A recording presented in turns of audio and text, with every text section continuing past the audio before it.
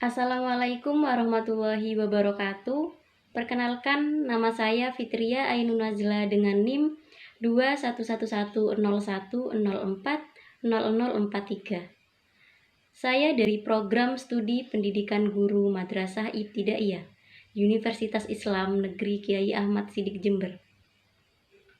Pada kesempatan kali ini, saya akan menjelaskan dan memberikan contoh mengenai profil pelajar Pancasila. Apa sih pelajar Pancasila itu? Pelajar Pancasila merupakan perwujudan pelajar Indonesia sebagai pelajar sepanjang hayat yang memiliki kompetensi global. Kompetensi global di sini juga bisa dikatakan sebagai kompetensi tingkat dunia. Sebagai pelajar Pancasila juga harus berperilaku sesuai dengan nilai-nilai Pancasila. Pelajar Pancasila juga memiliki 6 ciri utama. Yang pertama yaitu beriman, bertakwa kepada Tuhan Yang Maha Esa, serta berakhlak mulia. Jadi, pelajar yang berakhlak mulia yaitu pelajar yang berakhlak dalam hubungannya dengan Tuhan Yang Maha Esa. Jadi, kita sebagai pelajar itu harus mampu memahami ajaran agama dan kepercayaannya. Serta kita sebagai pelajar harus mampu menerapkan pemahaman tersebut dalam kehidupan sehari-hari. Adapun elemen kunci beriman, bertakwa kepada Tuhan Yang Maha Esa, dan berakhlak mulia. Yang pertama yaitu akhlak beragama. Salah satu contoh dari akhlak beragama yaitu kita sebagai pelajar harus taat beragama. Yang kedua yaitu akhlak pribadi. Salah satu contoh dari akhlak pribadi yaitu kita sebagai pelajar harus mampu merawat diri sendiri. Yang ketiga yaitu akhlak terhadap sesama manusia.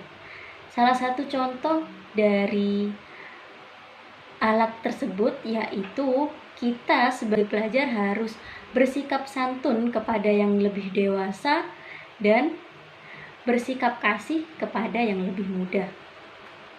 Adapun elemen yang keempat yaitu akhlak kepada alam. Jadi, kita sebagai pelajar harus mampu menjaga serta merawat lingkungan sekitar. Kemudian elemen yang terakhir yaitu akhlak bernegara. Jadi, kita sebagai pelajar harus mampu memahami dan menjalankan hak dan kewajiban kita sebagai warga negara Indonesia. Selanjutnya saya akan menjelaskan ciri kedua dari pelajar Pancasila, yaitu berkebinekaan global. Jadi kita itu sebagai pelajar harus mampu mempertahankan budaya luhur. Serta kita sebagai pelajar harus mampu memahami, mampu mengenal, serta menghargai budaya yang ada di Indonesia. Mengapa demikian? Karena budaya di Indonesia sendiri sangat beraneka ragam. Maka dari itu kita harus mampu mengenal dan menghargai budaya-budaya yang udah lama maupun budaya-budaya yang masih baru. Serta kita harus tetap berpikiran terbuka dalam berinteraksi dengan budaya lain.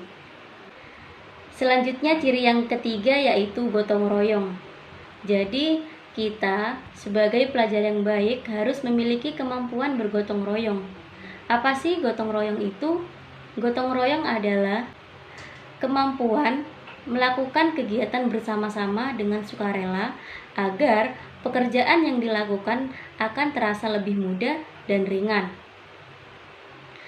Penerapan nilai gotong royong dapat dilakukan di mana saja, baik di rumah, di lingkungan masyarakat, maupun di sekolah.